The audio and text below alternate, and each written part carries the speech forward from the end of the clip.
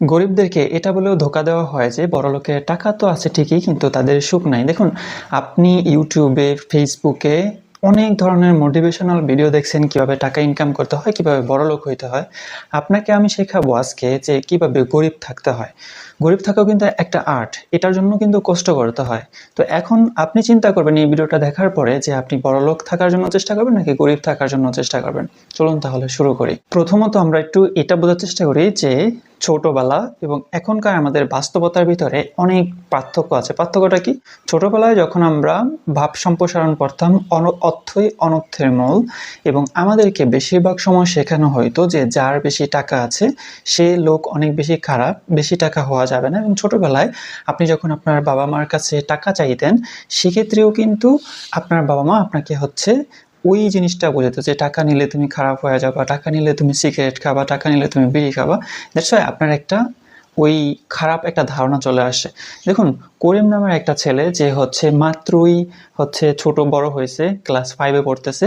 সে যখন দোকানে কোনো কিছু দেখে, নতুন কিছু, ওইটা খাওয়ার জন্য বা কেনার জন্য তার একটা আগ্রহ জাগে। আগ্রহ জাগার পরে সে বাড়িতে আসে। বাড়িতে আসার পরে তার বাবা মাকে বলে যে আমাকে 10টা টাকা দাও বা 20টা টাকা দাও, এবং কিছু কিছু সময় বাবা মা ওই জিনিসটা দেয় না।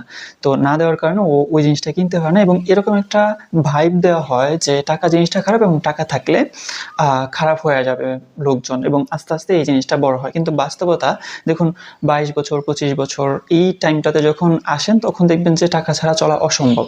টাকা দিয়ে আপনার চাল কিনতে হয়, ডাল কিনতে হয়, এভরিথিং। আপনার যদি একটা টি শার্ট কিনতে হয়, সেক্ষেত্রে আপনার টাকা দরকার। তো ছোটবেলায় ওই জিনিসটা বলার একটা রিজন আছে। রিজনটা আমাদের বাংলাদেশের প্রেক্ষাপটে একজন মানুষ যার অনেক বেশি টাকা আছে, সে বেশিরভাগ সময় অসৎ উপায়ে বড়লোক হয়েছে। খুব কম মানুষ আছে যারা সৎ উপায়ে বড়লোক হয়েছে। সৎ উপায়ে বড়লোক হওয়ার যে উদাহরণ, ওই জিনিসটা আমরা না পেয়ে আমরা নেগেটিভলি একটা উদাহরণ পেয়েছি, যার জন্য টাকা জিনিসটা খারাপ হয়ে গিয়েছে। তো এই জিনিস, বা মানে ছোটবেলায় আমরা তো ছোটবেলায় আমাদের মাইন্ড থাকে শেখার মোড়ে, আমরা সবকিছু শিখি, এবং যখন আমরা শিখি এবং তখন ওই জিনিসটা শিখি যে টাকা অনেক বেশি খারাপ, কিন্তু বাস্তবতা ভিন্ন। তখন আমরা ওই জিনিসটাকে মিলাইতে পারি না।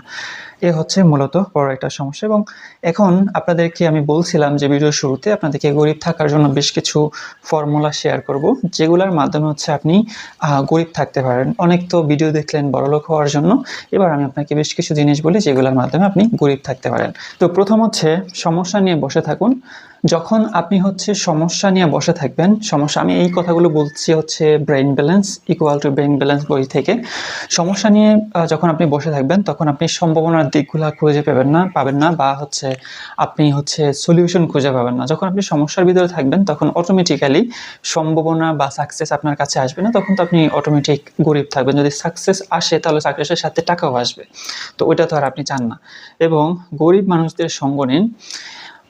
ল অফ অ্যাট্রাকশন বলে একটা কথা আছে। আপনি যদি একটা গাড়ির ভিতরে চড়ার পরে ওই গাড়ির ভিতরের যে ফিলিংস আছে, যে একটা গাড়ির ভিতরে চড়ার মজাটা কীরকম, সেটা যদি আপনি বুঝতে পারেন, তাহলে আপনার মনের ভিতরে গাড়ি কেনার একটা আকাঙ্ক্ষা চলে আসবে। আপনি যদি একটা শোরুমে যায়, একটা দামি টি শার্ট পরেন, একটা গেঞ্জি পরেন, একটা শার্ট পরেন, সেক্ষেত্রে ওই শার্টটা পরে আপনাকে কেমন লাগতেছে, কেমন ফিল হইতেছে, কেমন কমফোর্টেবল ফিল করতেছেন, ওই জিনিসটা যখন আপনি উপলব্ধি করতে পারবেন, তখন আপনার যেই অ্যাট্রাকশন, ওই জিনিসটা কেনার প্রতি একটা আকর্ষণ বাড়বে। যদি আপনি বড়লোকদের সাথে চলেন, সেক্ষেত্রে আপনার যদি তারা কিভাবে লাইফস্টাইল সাজায় ওই জিনিসগুলো দেখেন, তখন ওইটা করার জন্য আপনার আগ্রহ আসবে। এবং নেগেটিভ থাকুন। সবসময় এইটা চিন্তা করবেন যে আমার কিছু নাই এবং আমাকে দিয়ে সম্ভব না, আমি ভালো পড়ালেখা করি নাই। তখন আপনার জন্য গরিব থাকাটা ইজি হয়ে যাবে। এবং কমফোর্ট জোনেই থাকুন। রিস্ক নেওয়ার চেষ্টা করবেন না। যখন আপনি ধরুন, আপনি বর্তমানে যেই জায়গাটা আছেন, ওই জায়গায় আপনি সেফ আছেন, ভালো আছেন, এবং আপনার জীবন চলতেছে। আপনি যদি একটা রিস্ক নেন, একটা ব্যবসা শুরু করেন রিস্ক নিয়ে, তাহলে আপনার সাকসেস হওয়ার সম্ভাবনা অনেক বেশি কম্পেয়ার টু ফেল হওয়ার থেকে। এখন যখন আপনি সাকসেস হয়ে যাবেন, তখন আপনার অনেক বেশি টাকা হবে, এবং আপনি তো চান না আপনার টাকা হোক, আপনি গরিব থাকার চেষ্টা করতেছেন। এবং দুশ্চিন্তা, সবসময় দুশ্চিন্তার ভিতরে থাকলে গরিব থাকাটা অনেক বেশি সহজ হয়।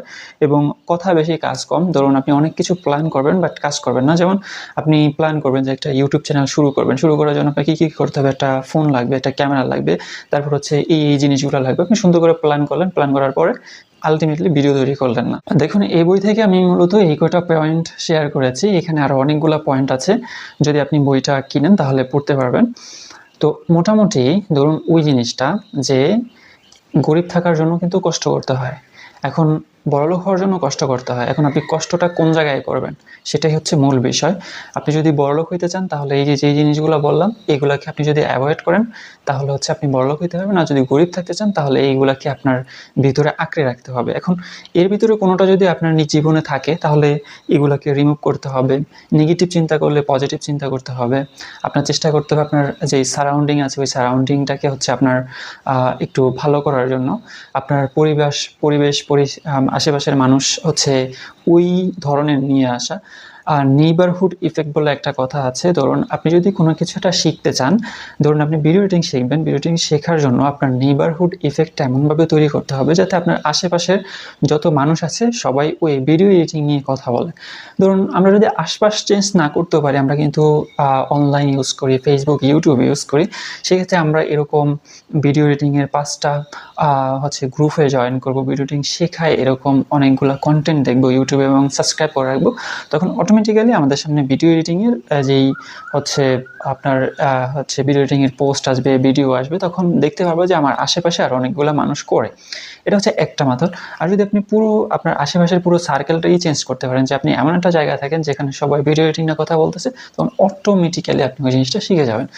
তো এই হচ্ছে মূলত বিষয়। হয়তো আমি ওইভাবে বলতে পারিনি কারণ আমি হচ্ছে নতুন ক্যামেরার সামনে কথা বলা শুরু করেছি। আমার ভিডিও কিন্তু শেষ, যেগুলো এখন বলতেছি এগুলো হচ্ছে এমনিতেই কথা।